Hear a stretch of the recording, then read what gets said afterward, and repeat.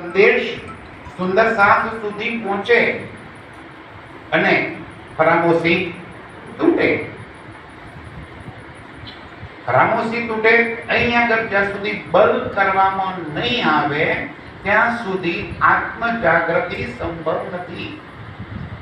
રજી શું કહે છે જરા એ વાણીના માધ્યમથી આપણે આગળ સમજીએ. હવે ऐसा आवत दिल हुक्मे यो इश्के आत्म खड़ी होवे. इंद्रावती કહે છે કે મારા દિલમાં એવું આવે છે કે આત્મ જાગૃતિ માટે ઇશ્ક આવવો જરૂરી છે. ઇશ્કે આત્મ ખડી હોય, ઇશ્ક વગર આત્મ જાગૃતિ નહીં થાય. ઇશ્ક અને પ્રેમ ખૂબ સરસ વ્યાખ્યા છે સુંદર સાચી. ઇશ્ક એ છે કે જે એક સાથે તમને તાદમ્ય સાધી આપે, એક સાથે તમે મસ્તીમાં ચડી જાઓ, એક પ્રિયતમ પ્રાણના સાથે મારા સરસંધાન થઈ જાય. इंद्रावती आत्म કહે છે ऐसा आवत दिल हुक्मे यो इश्क आत्म खड़ी हो. इश्क थी आत्म खड़ी થાય. પણ इश्क ક્યારે ઉપજે? તો કહે છે जब हक सूरत दिल में चुभे. जब अर्थात बोलता रहજો. जब हक सूरत दिल में चुभे. રાજ્યના એ સ્વરૂપને મારા દિલની અંદર વસી જાય, ચૂભે, આ મારું છે એવો અહેસાસ થઈ જાય. हक सूरत दिल में चुभे तब रूह जागी देखो सोच. ત્યારે આત્મ જાગૃતિ થઈ કહેવાય. જ્યારે રાજ્યનું એ સ્વરૂપ ધ્યાનથી સુંદર સાચી બહુ બધી વાતો ઇન્દ્રાવતી આમાં કહી રહી છે આપણને. રાજ્યના વાસ્તવિક સ્વરૂપ સિંહાર એટલે સુધી કે પરમધામની એક એક નિયામક રાજ્યનું જ સ્વરૂપ છે. અને એ લીલા જ્યારે એ સ્વરૂપ જ્યારે મારા દિલની અંદર વસી જાય તબ રૂહ જાગી દેખો સોય. ત્યારે આત્મ જાગૃતિ થઈ કહેવાય. આત્મ જાગૃતિનો ઉદ્દેશ્ય શું છે? રાજ્યના ચિતવન માટેની જે વાત કરીએ તો એ ચિતવનના માધ્યમથી, ચિતવન કોનું, કેવી રીતે એ વાત રાજ્ય સમજાવતા કહે છે जब हक सूरत दिल में चुभे. જ્યારે રાજ્યનું એ સ્વરૂપ દિલમાં ચૂભી જાય, આ એ મોજ એ મસ્તી ચડી જાય, તબ રૂહ જાગી દેખો સોય. ત્યારે આત્મ જાગૃતિ થાય. हक सूरत बस्तर भूखन बीच बका अर्श के. હવે કેમ કરીને રાજ્યનું એ સ્વરૂપ આપણા દિલની અંદર ચૂભી જાય? શું કરીએ તો એ વાત દિલમાં ઉતરે? કેવી રીતે એ મસ્તી ચડે પરમધામની? રાજ્ય કે છે હક સુરત બસ્તર ભૂખન. રાજ્યના સ્વરૂપ, રાજ્યના વસ્ત્રો અને આભૂષણ છે. શું બધું? વસ્ત્રો, આભૂષણો કે જે કંઈ છે એ બધું જ નૂર, નૂર ને નૂર. બીજ બકા અર્શ કે. રાજ્ય કે છે પરમધામના, આ સંસારના નહીં. પરમધામનું રાજ્યનું સ્વરૂપ એ નૂરમય સ્વરૂપ જ્યારે દિલમાં ચૂભે. હવે નૂર માટે આ જગતની અંદર નૂર કેવું એ સમજાવવા માટેનો કોઈ શબ્દ, એનો પર્યાયવાચી શબ્દ આ જગતમાં છે નહીં. નૂરની સરખામણી કરી શકાય, નૂરની તુલના કરી શકાય એવો કોઈ શબ્દ આ જગતમાં છે નહીં. સમજાવવું કેમ કરીને? તો નૂર છે શું? રાજ્યનું જ પ્રગટ સ્વરૂપ. પરમધામમાં એક રાજ્ય સિવાય અન્ય કશું તો છે જ નહીં. પરમધામમાં એક રાજ્ય સિવાય, ફરી મારો શબ્દ પકડજો, પરમધામની અંદર એક રાજ્ય સિવાય અન્ય કશું તો છે જ નહીં. તો રૂહો, શ્યામાજી, અક્ષરબ્રહ્મ, રંગમહોલ અને પરમધામના 25 પક્ષ, અનંત ન્યામતો, એ છે શું? રાજ્યનું જ સ્વરૂપ. એને આપણે કીધું સ્વલીલા અદ્વૈત. સ્વલીલા અદ્વૈત પોતે જ સ્વરૂપ ધારણ કરી અને પોતાના સ્વરૂપ સાથે પોતે લીલા કરે. તો આ વાત જ્યારે સમજમાં આવે તો આખું પરમધામ શું છે? નૂર, રાજ્યનું જ પ્રગટ સ્વરૂપ. જહૂર, રાજ્યના દિલની અંદર જે અનંત લીલાઓ ભરી પડી છે એ પ્રગટ થઈ. તો આખું પરમધામનું 25 પક્ષનું નિર્માણ. આખું પરમધામનું 25 પક્ષ. હવે આ નૂરના કેટલા ગુણ? ફરી પાછા એક વાતને સમજો કે સંસારના શબ્દકોશથી તો પરમધામના નૂરની કોઈ એની વ્યાખ્યા કરી શકાય એમ નથી, કે એને સમજી શકાય તેમ નથી. કારણ કે અહીંનો શબ્દ પરમધામનો પહોંચતો જ નથી. આ શબ્દથી પરમધામની કોઈ વાતને તુલના કરી શકાય એમ છે જ નહીં. તો સમજવું કેમ કે નૂર કેવું છે? રંગમહોલ શાનો બનેલો છે? ઈંટ, માટી, ચૂનો, પથ્થર, હીરા, મોતી, માણેક એનો બનેલો છે? ના, નૂર.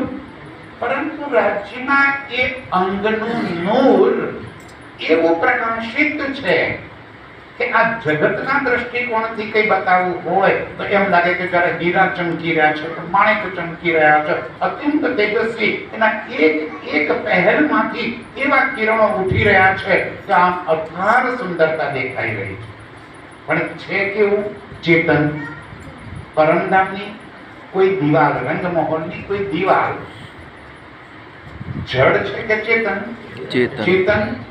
અને કેવી છે? પારદર્શી, આર પાર જોઈ શકાય. આપણું સ્વરૂપ કેવું છે? પારદર્શી, આર પાર જોઈ શકાય. અને સૂક્ષ્મ. આ સૂક્ષ્મ એટલે શું? બારીક આવડું ના, સૂક્ષ્મ છે. વજન વગરનું. પરમધામમાં રૂહનું વજન કેટલું? 0 મિલીગ્રામ. હવે વિચાર કરો, એ આનંદ સુખ લેવું છે પરમધામના, એ નૂરની તનથી, એ રૂહોના તનથી પરમધામનું સુખ લેવું છે. એ તનથી રાજ્યના સ્વરૂપ અને શ્રૃંગારને જે રોજ મસ્તી કરતા હતા એ મસ્તી અહીં ચડાવી છે. અને એ મસ્તી અહીં ચડે તો આતમ મૂળ મિલાવામાં જાગૃત થાય. બળ કોણ કરે? આતમ. આ તનની વેલ્યુ 0 નથી મારા સાથીઓ. એવું ના માની શકાય નશ્વર તન, માનવ તન મળી આ તો આજે છે ને કાલ પટી જવાનું છે. આની શું કિંમત? બહુ જ મોટી કિંમત. આ તન સિવાય, આ તનના બળ કર્યા સિવાય, આ તનના દિલની અંદર જ્યાં સુધી ફક્ત સુરત ચૂભે નહીં, ફક્ત સુરત ચૂભશે ક્યાં? આ દિલમાં. અને આ દિલમાં જે કંઈ ઉપજે એ પરાક્રમના દિલમાં પહોંચે. કેટલી વારમાં? એ જ સેવા, એ જ સમયે, એ જ ક્ષણે. વાર નહીં લાગે. જેમ અહીંયા આગળ સ્વિચ બોર્ડ મૂકી હોય ને આશ્રમના 12 બલ્બ ભરાયેલો હોય તો અહીં લાઈટ કરી તો ત્યાં લાઈટ બરોબર સળગતા કેટલી વાર લાગે? એ જ ક્ષણે. જે ક્ષણે આ દિલમાં રાજ્યનું સ્વરૂપ ચૂબે એ જ ક્ષણે પરાત્મના દિલમાં પણ પહોંચે. ફક્ત સુરત દિલને ચૂબે, રૂહ જાગી દેખો સોએ. એ જ ક્ષણે પરાત્મ જાગૃત થઈ જાય. હક સુરત બસ્તર ભૂખન બીજ બકા અર્શ કે. ઇન્દ્રાવતીની આત્મ કહે છે કે પરમધામમાં રાજ્યના વસ્ત્રો, આભૂષણો, રાજ્યનું સ્વરૂપ છે એ કેવું છે? तिनको मिलने इन जुबान क्यों कर कहवे ए. आ जुबान थी, आ संसाરના શબ્દકોશથી, આ સંસારના કોઈ શબ્દથી એનો નિર્ણય થઈ શકે તેમ નથી. જૂઠના લાખ શબ્દો પણ પરમધામની અંદર એક લુગા, એક જરા પણ ત્યાં પહોંચે નહીં. આવે શું? અનુભૂતિ. અહીંયા આગળ સુખ કયું મળશે? લજ્જત કઈ મળશે આપણને? અનુભૂતિની. પરમધામના એ સુખોની, એ લીલાની અનુભૂતિ અહીંયા આગળ દિલમાં પહોંચે અને પરાત્મને એ સુખ ત્યાં પ્રાપ્ત થાય. આ દિલમાં જે સુખ આવે એ સુખ એ જ ક્ષણે પરાત્મના દિલમાં પહોંચે અને આત્મ જાગૃત. કેટલું સહેલું કામ બતાવ્યું છે રાજીએ. કોઈ મુશ્કેલ કામ નહીં. નિજાનંદની અંદર રાજ્ય જે વાત આપણને સમજાવી છે એટલી સરળ અને સટીક છે, ક્યાંય કોઈ મૂંઝવણ આવે જ નહીં આપણને. પણ આપણે એને અત્યંત ગૂંચવણાવાળું કરી અને એટલું બધું મુશ્કેલ બનાવી દીધું છે. ચિત્તવન પણ એટલું જ સરળ છે અને આપણને બધાને સૌથી મુશ્કેલ શું લાગે છે? બેઠા છે બધાને સૌથી મુશ્કેલ શું છે? ચિત્તવન. વાણી મંથન સારું લાગે, ચિત્તવન વાણી પઠન સારું લાગે, બાકી બધા કાર્યક્રમો સારા લાગે. ભારેમાં ભારે શું લાગે છે? ચિત્તવન. અને સૌથી સહેલામાં સહેલું આ જગતની અંદર જો સૌથી સહેલામાં સહેલું કોઈ ચિત્તવન હોય તો એ આપણું છે. દુનિયા કેટલી બધી મૂંઝવાયેલી છે મારા સાથીઓ. જુઓ તો ખરા, આજે બધા જ ધર્મવાળા એમ કે છે કે ચિત્તવન, મેડિટેશન, ધ્યાન કરો, ધ્યાન કરો, ધ્યાન કરો. કોનું ધ્યાન કરો? ધ્યાન કરવા માટે એમની પાસે કોઈ વસ્તુ નથી, એટલે ઓબ્જેક્ટ. ફરીવાર, સામે કોઈ પદાર્થ જોઈએ. ધ્યાન કરવા માટે સામે કોઈ પદાર્થ હોવો જોઈએ. એટલે જગતમાં મૂર્તિઓનું સર્જન કર્યું. જો આવો છે પરમાત્મા, આપણે કર્યું ને, આપણે ફોટા બનાવી દીધા. કોના ફોટા બનાવ્યા? અરે વાહ,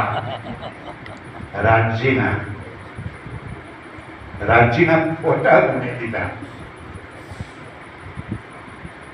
ફોટા બની દીધા. પછી એ રાજજીને આપણે આપણા નિજ મંદિરમાં ભરી દીધા. અને કોઈ પૂછે કે આ કોનો ફોટો?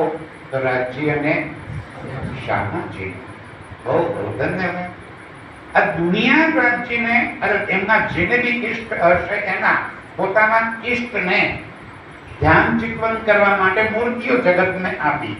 કોઈને કોઈ મૂર્તિ ના આપી તો કોઈએ લાઈટ આપી, ભાઈ લાલ લાઈટ કરીને એનું ધ્યાન કરો, ચિંતન કરો. લાલ લાઈટ નું ધ્યાન ચિંતન કરો તો ચિત્ત ક્યાં પહોંચશે? લાલ લાઈટમાં મૂર્તિનું ધ્યાન ચિંતન કરશે તો ક્યાં પહોંચશે? પથ્થરમાં, મૂર્તિમાં. પરમાત્માનું સ્વરૂપ એવું છે જેવું મૂર્તિમાં છે? ના. એના માટે રાજ્યએ આપણને અહીં આગળ રાજ્યના સ્વરૂપ શિંગારનું શબ્દમાં વર્ણન કર્યું, આલેખન કર્યું. એનો અર્થ એવો નહીં કે શબ્દમાં જે આવ્યું છે એવું જ ત્યાં છે. ફરી વાતને સમજજો. જડતાપૂર્વક એ વાતને પકડશો નહીં. આ જડતાની વાત જ નથી, સંપૂર્ણ ચેતનતાની વાત છે. અને એ ચિંતનમાં લઈને જ્યારે તમે રાજ્ય સાથે તાદાત્મ્ય સાધી દો છો ત્યારે તમને વાસ્તવિક સ્વરૂપનો અહેસાસ આ દિલમાં આવે છે. એ તમારી બલબુદ્ધિથી નહીં, એ રાજ્યના હુકમથી. ધ્યાનથી કેવી રીતે રાજ્ય શું કહે છે? જીન દ્રઢ કરી હક સુરત હક હુકમે જોશ લે. જેને પણ આ રાજ્યના સ્વરૂપને દ્રઢ કરીને ચિત્તમાં ધારણ કરી લીધું. કેવી રીતે? રાજ્યના હુકમ અને જોશથી, આપણી બુદ્ધિથી નહીં. ધણીના હુકમ વગર એ સુખ મળે નહીં. અને ધણીનો હુકમ કોના પર છે? તો નિસ્બત ઉપર. નિસ્બત કોણ છે? આ બધી બેઠી એ નિસ્બત. નિસ્બતનો અર્થ થાય છે આત્મા, રૂહ. રૂહ એ નિસ્બતી છે. પરમ નામની અનંત નિયામતોમાં. ફરી પછી નિસ્બતની વ્યાખ્યા મેં કોઈ પણ સમજાવી હતી. ફરી સમજાવતા દર વખતે બહુ લાંબો સમય છે ને, એટલે ગેપ પડી ગયો, ભૂલી જવાય પાછો. નિસ્બત શું છે? ફરીવાર બોલો શ્રી પ્રાણનાથ જય જય કી જય.